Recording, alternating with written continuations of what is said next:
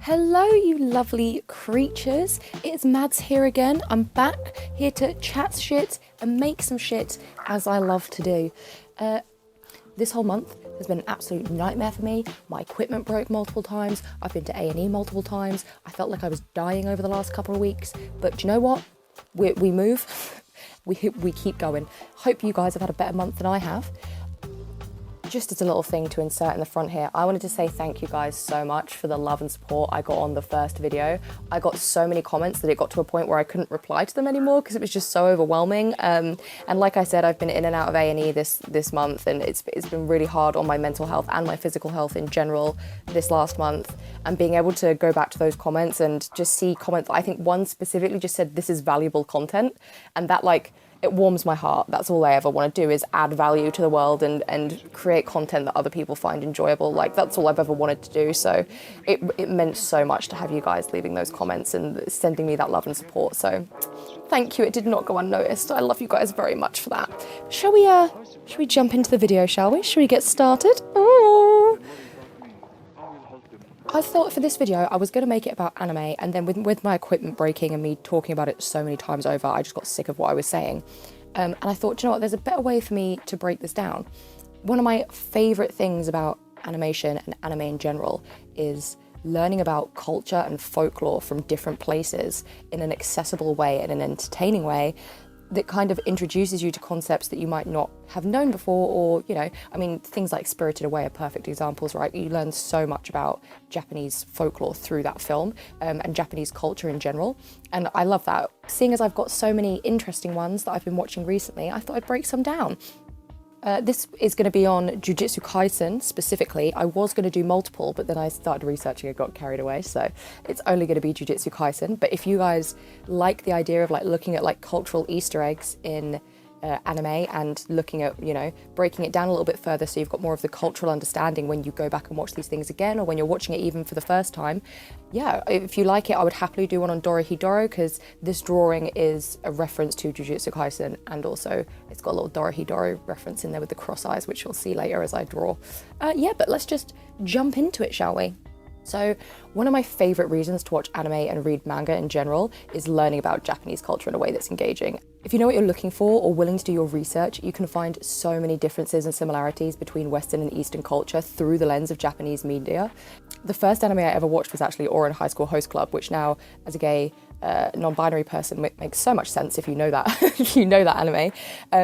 But what struck me at the time was that I'd never even heard of the concept of a host club before. But then when you look into it, it's interesting to see that, like, you know, in Western culture, I think women's need for affection and stuff is kind of trivialized, but it's not seen the same way in Japanese culture, and that's really interesting. But, you know, what's better than looking at sort of general culture, spooky culture? I love a bit of spooky culture. I love a bit of folklore. I thought it would be very interesting, and I mean, Jujutsu Kaisen is just the perfect one for it, right? With all of the curses and the link to yokai folklore. It's just fascinating. So I watch loads of horror anime, and horror in particular, or just spooky anime in general. You know, not all of it is like horror, not all of it is Gantz level, like insane, but you know, it's still spooky in its tone. Having studied film, you learn how important horror is as a genre for showing the like current social climate in general. So I thought anime is a great way to do that with Japan, because it is one of their primary forms of media.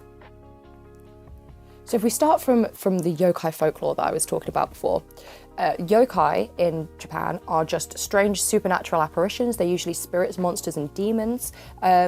Again, like if I link this to like Iranian folklore, I had a friend who was Iranian in university, and she told me about jinn and maybe watch an Iranian horror film on it, and it was super cool. So I love anything around that. And when you look at cursed energy and the curses themselves, the concept of that coming from negative human emotion and concentrating in places where there's a lot of that, and then manifesting into spirits that only people who are in tune with it can see, that's something, you know, they think about stuff like Demon Slayer, you know, there is that concept that demons can just come and attack you. But for the most part, if you're not tuned in or willing to accept them or view them, they don't show themselves to you. And that's something that, again, like translates through a lot of Western folklore. It translates through a lot of pagan folklore specifically. So I thought that was super interesting, just to know that like they'd actually thought about that when they were creating their demons and their, you know, the whole concept of the cursed spirits and the cursed energy. It actually is very rooted in Japanese culture and their traditional like belief systems. So let's dive a little bit into which yokai, or I mean not all of them are yokai specifically, but what kind of yokai from Japanese folklore and curses and things in general, because curses are a part of Japanese folklore and Shinto tradition in general. How do they pull through from actual folklore and into Jujutsu Kaisen in general? How does it relate? So the first thing I wanted to talk about was the Shikigamis. So Megami's divine dogs are kind of the best example. The concept of them in Jujutsu Kaisen is that they're kind of artificial, made by a cursed user, and they just kind of stick around for a short time and then get used up, if that makes sense. So there is a concept in yokai called Ukuri Inu, and those are nocturnal wolf yokai.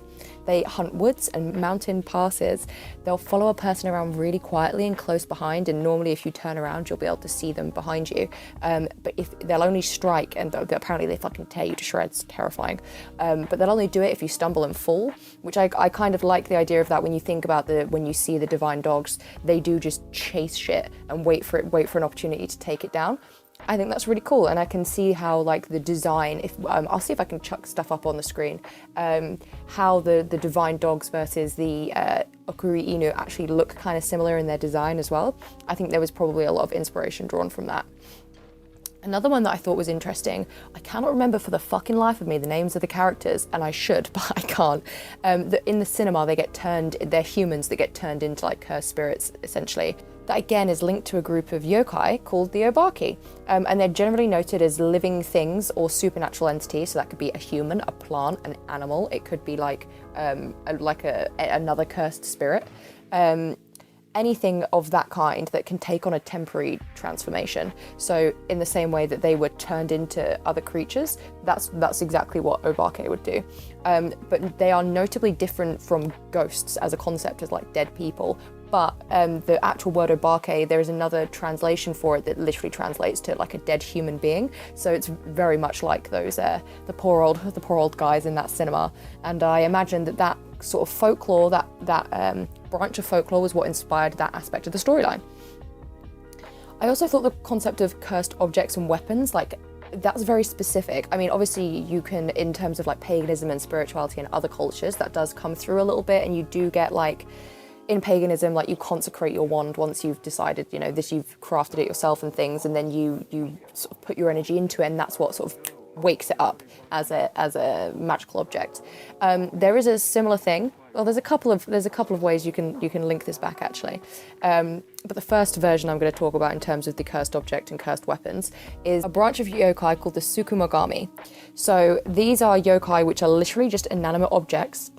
I think this is so cool. This whole thing just makes me laugh. They're inanimate objects that gain sentience and become animated after their 100th birthday. So like you could have an old walking stick in the corner, and if it hits 100, suddenly it could be jumping around and speaking to you. I think that is so cool. Like it makes me think of stuff like in Howl's Moving Castle and stuff like that. I think it's a really cool concept for folklore in general. But obviously when you then go on to think about the cursed objects and weapons being passed down through family lines in Jujutsu Kaisen, like the cursed families, it kind of makes sense that those objects could have been inspired by Tsukumogami, or could be Tsukumogami that have, you know, been passed down through generations. But another way you can look at the cursed objects and weapons kind of links to the concept of cursed energy from being linked to negative human emotion in Japanese folklore in general, because they do have a concept of curses within the folklore. So the one that links the strongest to the cursed weapons or objects within Jujutsu Kaisen is the Kijiri. So it's a form of curse. Oh, sorry, if I'm butchering how these are pronounced, I'm so sorry. I'm doing my best. But yeah, so the Kijiri are a form of curse in which the perpetrator essentially transfers a very strong emotion, in which case this would be like a negative emotion because it's in the context of Jujutsu Kaisen, onto an object. And then in theory, that object then gains some of that power, and whoever touches that object inherits that curse, or can be cursed by that object. But again, that kind of links to the idea of these cursed weapons and objects, and the idea that, again, when being passed through family lines, if a family line has been cursed and they choose to put that energy into a weapon to help to protect themselves, that would then be a Kijiri. I think that's really cool. So the other ways that you can link the cursed energy as coming from negative human emotion to actual cursed energy or curses in general in Japan, there's a kind of curse called a Togohi.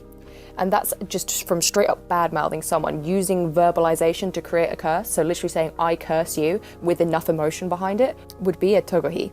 So I was thinking about this and I thought, Togi? Obviously, like the name is similar and everything, like makes complete sense. Can't believe, I don't know if anyone else has clocked this. If they haven't, oh my God, like such a connection. But obviously his verbalization will curse other people. He puts other people at risk by verbalizing his words because Togohi, makes sense. I think that's such a cool one to have noticed. So instead, he only speaks in the form of a recipe because he knows that that's never going to come out with cursed energy. And I love that, but I think that is a very clear link and a very clear reference to a specific kind of curse in Japanese culture. Fucking sick. The next one, Nourihi. So that's a curse from a strong negative emotion being directed at someone but never verbalized. And I kind of think if you look at these big rich families that have the cursed energy, you kind of think, well, yeah, if they ran like a certain factory or if they exploited a small town or something and the entire town had all this really strong negative emotion to this family that they could never verbalize because they were in a position of power, that whole family is going to kind of end up cursed, right? In the context of Japanese folklore and Nourihi, it makes sense that cursed families could appear that way.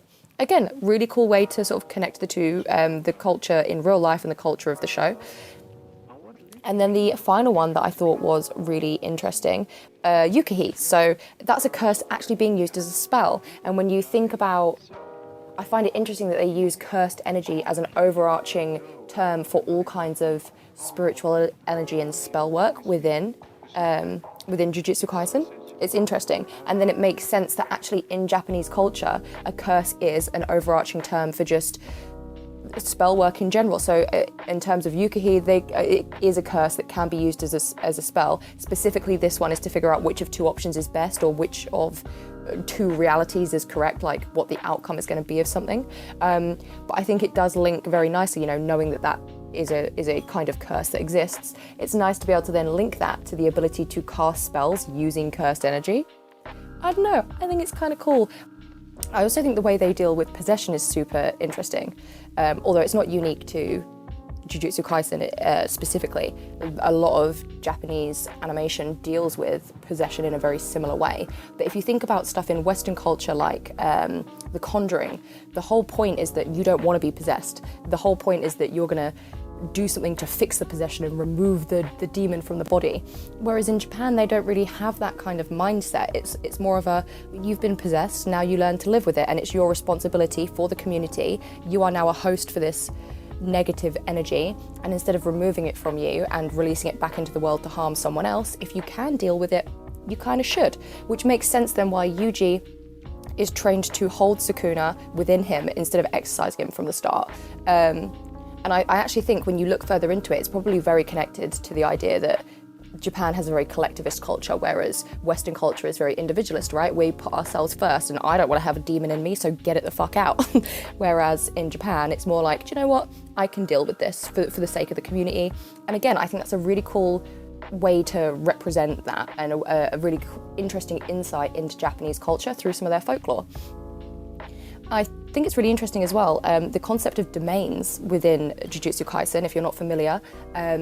Essentially, these cursed spirits and any of these sorcerers in general who deal with the cursed spirits can create domains, which are essentially a space that they form that's theirs, that it's hard to access in or out of. And that actually links very strongly to Buddhism. If you think about the concept of mindfulness to create an inner space of peace, or even if you look at stuff, I mean, in Sherlock, he has the mind palace, which again, it's that manifestation of your inner peace, of your inner space, so that you can navigate things easier. And I think that makes sense because there's a lot of Buddhist influence in Japan. I like as well that they're normally super important and private to the characters, and they only sort of pull enemies in when it's absolutely necessary to like enhance their power, because it is that like, a respectful inner place of peace. I think that's really cool.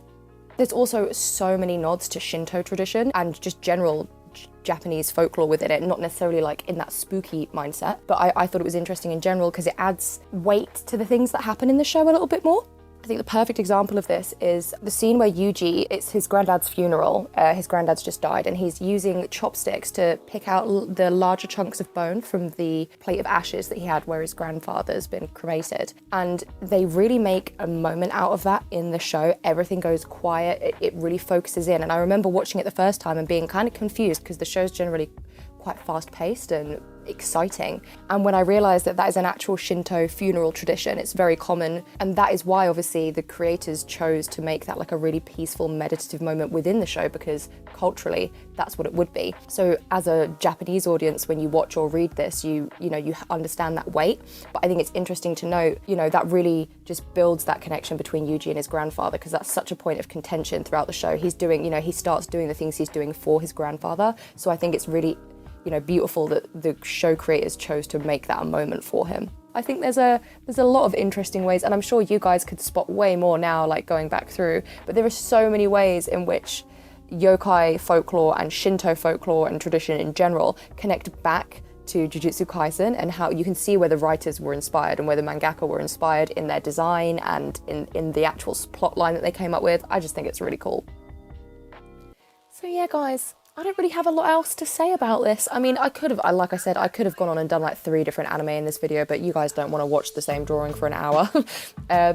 Yeah, if there are other animes that you think this could work well for, I mean, I'm definitely going to do DoroHeDoro because I think that one will be really interesting. I would love to do one of the Studio Ghibli films because I think there's so much to unpack there in terms of links to Japanese culture. Yeah, and if you liked it, let me know. If you've got any other ideas, I might do a sketchbook tour for my next video, just because it's less editing and less stress, because I don't have to record something separate and then film separate and then edit all together. I can just talk about my sketchbooks. Yeah, so hopefully you guys have a lovely week or month or however fucking long it takes me to upload another video. Thanks for sticking around, thanks for listening to my voice. Hit the like button, give me a subscribe if you fancy it, but have a lovely day.